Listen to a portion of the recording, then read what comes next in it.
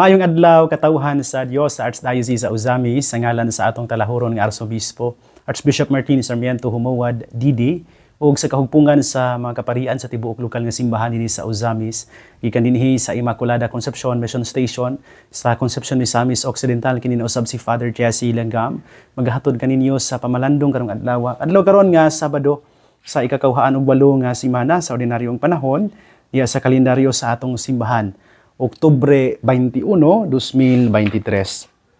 Ang ebanghelyo nga atong pamalandungan karong adlaw mga igsuon, atong kutluon gikan sa ebanghelyo sumala ni San Lucas.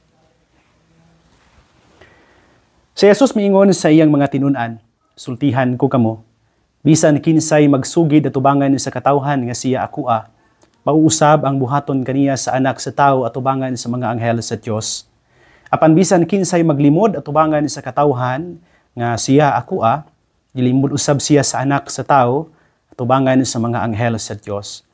Bisan kinsay magsultig dautan batok sa anak sa tawo, pasayloon. Apan ang magsultig dautan batok sa Espiritu Santo, dili gayud pasayloon. Kung ikiha kamo nila didto sa mga sinagoga o atubangan sa mga gobernador o mga pangulo, ayaw kamo kaguol kung unsaon ninyo pagpangatarungan o unsay inyong isulti. Kay tudluan kamo sa Espiritu Santo ni atong panahuna, unsay angay ninyong isulti. Mga igsuon ang ebanghelyo sa Ginoo. Daygon ikaw o Kristo. Mga igsuon ko diha ni Kristo maayong adlaw pag-usab kaninyong tanan kagahapon after my third mass no human sa ako'y katulong misa ni open ko sa group chat sa pundok sa evangelization team sa parokya trying to look at the updates no sa panaw sa Mahal nga Birhen. Doon na ang Mahal nga Birhen sa parokya, sa sentro. But yesterday, I was so challenged, no? Na-challenge ko sa akong nadungong nga balita. At the same time, I was inspired no? sa tenacity sa ato ang mga evangelizers. Nga naman, gahapon, ang Birhen, gi panaw, no? Gi prosesyon, gi pasan sa ato ang mga evangelizers gikan sa kapilya ngadto sa laing kapilya samtang panaw sila nga nagpasan sa imahe sa Mahal nga Birhen tungod kay pasanon naman no ang imahe no nagkakarga sa karo.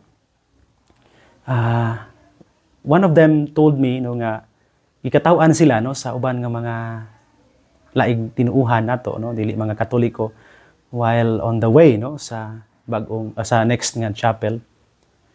Pero usa nila, sa kamaista o ka-teacher, ato ang catechist pod sa parokya, niya apil sa ato ang evangelization team, sakop sa atong evangelization team, ingon sa nako, sige lang og gikataw-an mi nila padre.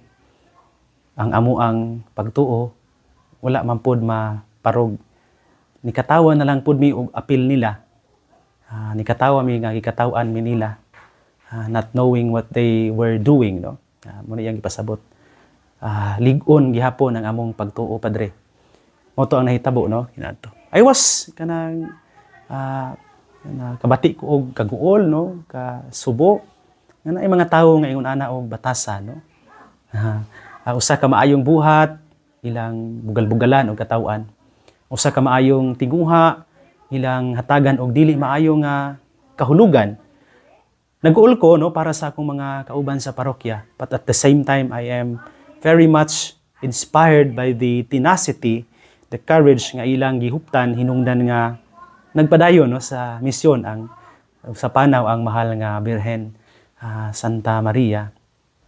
And niapas ko gahapon nagmisa no sa kapilya kay di man ako mahimo nga mo kuyog yun no kada gabi kada adlaw kada gabi. So I have to what I did was after my mass in the morning at dawn apas ko sa kapilya ay mo adto no magmisa so di gyud ko kaapil sa kining prosesyon sa Birhen no from one chapel to another tungod man pud sa tuhod pero kung wala pa lang gid unta ni makaapil unta ako niya pwede ra pud unta gyud kong mo dipinsa no sa pagtuo sa simbahan. But then again balik ko nako I was really inspired by the courage and tenacity of my faithful evangelizers, mga sakop sa akong evangelization team. Anong gisulti na ko ninyo ni? Tungod kay karong panahon na mga igsuon, bisan asang napita, kita nga mga Katoliko Kristiyano, kita nga mga Katoliko, we are confronted every day with different and various forms of mga persecutions tungod sa atong pagtuo. Murag halos pa kada adlaw kining atong pagtuo gisulayan pag-ayo no sa daghang mga hinungdan. Ikan sa simple nga criticism ngadto sa severe kaayo nga condemnation o persecution nga sinati sa ubang mga nasod no, sa ubang mga Kristiyanos. From an insult or a personal attack on our faithful ones ngadto sa physical attack on through violence no kining physical gid kaayo ba nga pagpasakit no sa ato ang mga sakop sa simbahan. And daghan nga tungod sa kahadlok, tungod sa aside from fear, because of weakness, daghan nga ni gave up sa ilahang pagtuo tungod niining mao nga mga kasinatian. And it follows giving up the faith, then turning their back from God Himself. To. Di na lang mo simba, to the worst, di na lang mo tuos Ginoo, and that would be extreme cases na po, extreme kaayo. And timing kayo nga ang ebanghelyo karon, naghisgot si Jesus mahitungod ni ining kung muangkon ta, yung maisugo niya, barog sa atong pagtuo niya, atubangan sa mga tao. Kita mismo iyang angkunon, atubangan sa mga anghel sa Dios. Kita mismo iya usab nga kanang mura ba og he will stand with us before the angels of the Lord, no? The angels of heaven, ana. Makapangutan ta karon sa tagsa-tagsa kakaugalingon. Kumusta man ta no sa atong pagtuo? Sa may atong buhaton kung na mga higayon nga i-confront sa atong pagtuo. Do we run away and give up? Or shall we face our persecutors with trust, no? Sa grasya sa Ginoo. Mo surrender ba ta dayon? Ya, biyaan nato ang ato ang hagit aron ma-spare ta sa posibilidad sa suffering atong maangkon. Again, balik ko na ko diha sa ebanghelyo karong adlaw mga igsuon, si Jesus, he assures his disciples and eventually kita pod that during the time of persecutions, the Holy Spirit will teach us what we have to say. Tuluan ta sa Espiritu Santo, tabangan ta sa Espiritu Santo aron makahimo pag tubag no sa hagit yan ang maong adlaw. Mura ba og mga warriors nga nagsulob sa armors o defensive covering no sa ilang lawas to secure themselves and to have confidence in facing their mga adversaries, ilang mga enemies. Kita pod nga mga Christians, mga igsuon, we need a spiritual armor. And that is the Holy Spirit. Ang Espiritu Santo nga mo'y muhatag natog confidence, kalig-on, kadasig, and that tenacity nga akong gisulti ninyo ganiha, may tungod nining akong usa ka kauban sa evangelization team. To face our persecutors, to protect our souls from the kining kahadlok nga mo'y posibilidad nga magdala nato palayo sa Ginoo, and eventually secure our faith. No? Lihok na og buhat sa Espiritu Santo mga igsuon. Sa mga adlaw, mga oras ug panahon nga we are persecuted because of our faith, di gid unta ta mahadlok kundi mas musalig Ginoon sa Ginoo. Kay siya nasayod man sa atong tagsa-tagsa ka mga kasing-kasing, and He will send the Holy Spirit ngadto yan hinato aron giyahan ta o tudluan ta kung unsay angay buhaton o isulti. Atong miaging adlaw, I was lucky enough tungod kay ang usa ka kapilya na madala ra magsakyan ni adto gyud ko no ni apas ko. And after the holy sacrifice of the mass, ni appeal ko sa input ug talk. Ito na usa nang utanan ako no from the group no diha sa grupo. nangutana siya no nga para asa ang among gibuhat no. Para asa nga musuroy ang mahal nga birhen sa ituyo sa mahal nga birhen.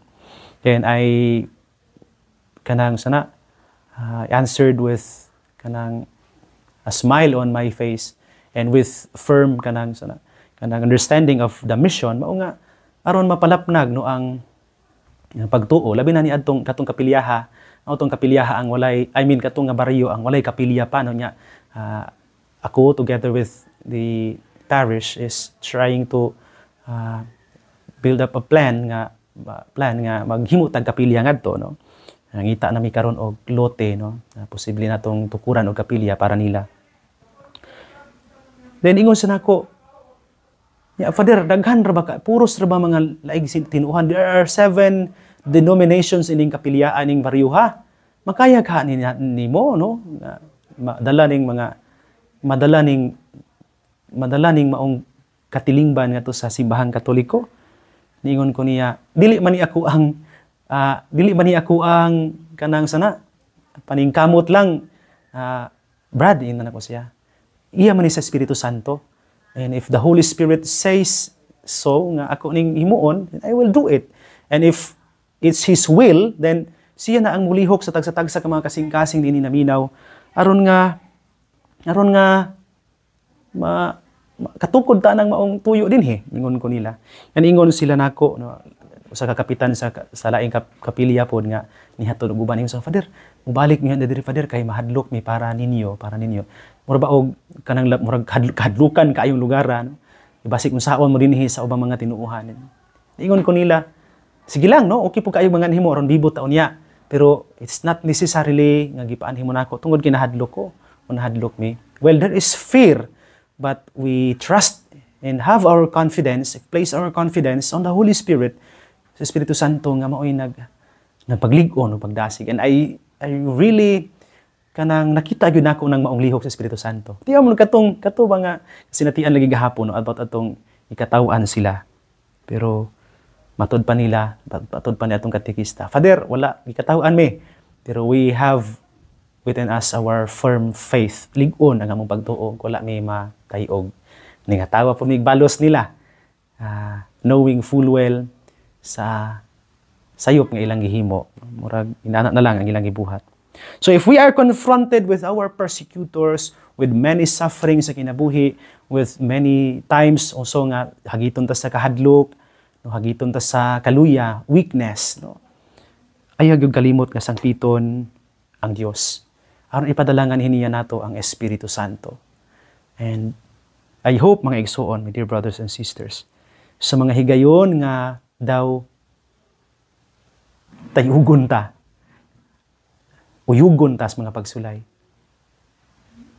atong tawgon ang Espiritu Santo sa kanunay. So my dear brothers and sisters, as we begin our day, no, karong adlaw, with looking forward to the many possible suffering and struggles na atong masinati o masagubang, maayo tingali nga magampu ta no daan. So di pa ta mohimo sa atong mga tahas karong adlaw, ministries nga atong himuon, mga trabaho nga atong kinahanglan tapuson. I think pangayoon nato daan ang Espiritu Santo. Atong pangayoon nga tuphan ta niya aron giyahan niya ang atong mga pulong, labi na gyud ang atong mga buhat. So please, brothers and sisters, pray with me. In the name of the Father, the Son, and of the Holy Spirit. Amen.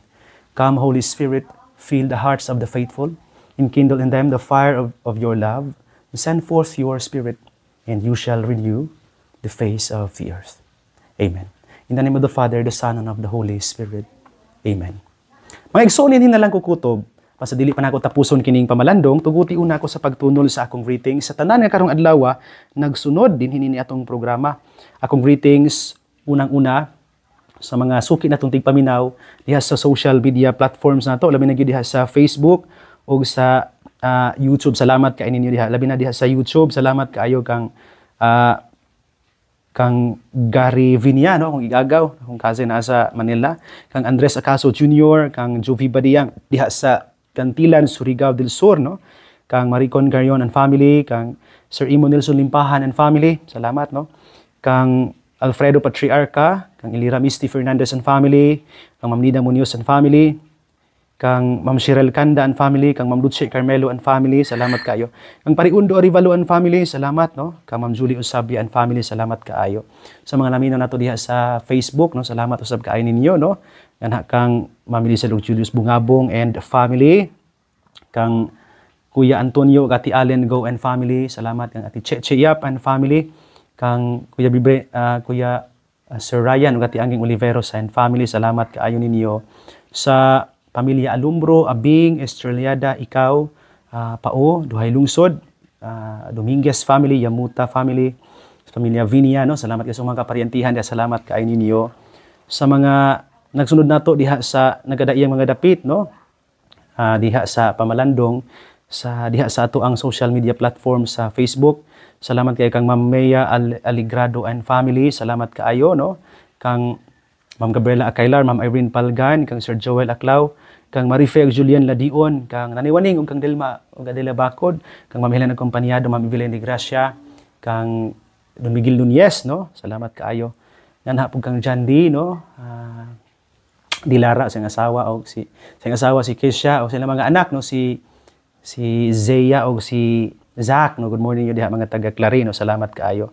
Nganha kang Ma'am Irene Palgan, kang Charmaine Sige, kang Rochelle Lausa, kang Nelly Acasio, kang Jeltano, kang Ma'am Merchel Kaituna, kang Bibing Simbulan, kang Agustina Gumisad, no? Salamat kaayo. Mangumpit, no? Kang Melody Sagan, kang Peter Gabule, kang Meding Ensya, kang Jeneline Amistuso, kang Corazon Piñarijo, kang Shira Resines, kang Lovely Faye Hayekten, kang Charliri Kim, kang Anan Ramayrat Barrientos, kang Andres Urbano, kang May Lovely, kang Veron Tigol, salamat kaayo ninyo. Kang Ramil Oringot and family, kang Paridudong Tumataw and family, kang Ma'am Ella Acunia and family, kang Danilo Paniaris Jr. and family, kang Jeneline Amistuso, salamat kayo. Kang Faye Artaho, taghan kayong salamat ninyo, no? Sa inyong makanunayon nga pagsunod ni ining programa. Sa mga naa sa ilang tagsa sa kapanimalay, nag-stand out nato karong adlaw, salamat usab kay ninyo. Kang labi na gyud diha kang Sir Alan, Ma'am Cristo Bitania, Sir Dadog, Ma'am Benny Canunio, kang Tatay Ben, o Nanay Rafaelia Stosi and family, salamat. Kang Nanay Helenovo and family, kang Dr. Lady, o kay Aldrin Perez and family, salamat day kaayo ninyo, no? O karong adlaw po, birthday ni Lady Paula G, no? Perez, no? Ato ang anak sa ato ang paminaw po nining programa. Ug mapuhon, dili karong adlaw, ug mapuhon ilang ang iyang birthday. So advance happy birthday, no? Nga kang Lady Paula G, no?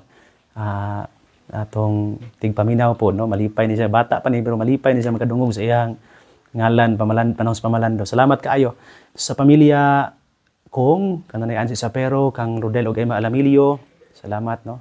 Kang Pari Andres ug Dinlin Baran, kang Pari Kapitan Rangel Asok and family, kang Ma'am Emma Filipino and family, kang Ma'am Marie Sukson Gamboa and family, kang Ma'am kang Nanay Dora Liagas and family, kang Kapitan Rangel Asok and family, kang board member Amy Lahilahay and family, no? Salamat kaayo. Sa pamilya Lagat Hermoso Auman, salamat kaayo. Pamilya ni Ma'am Marceline Primasio, Ma'am Rosbilia Kalimpusan, kang Chris o Bebeth Pistilios, kang Primitivo Elena Lausa, salamat kaayo.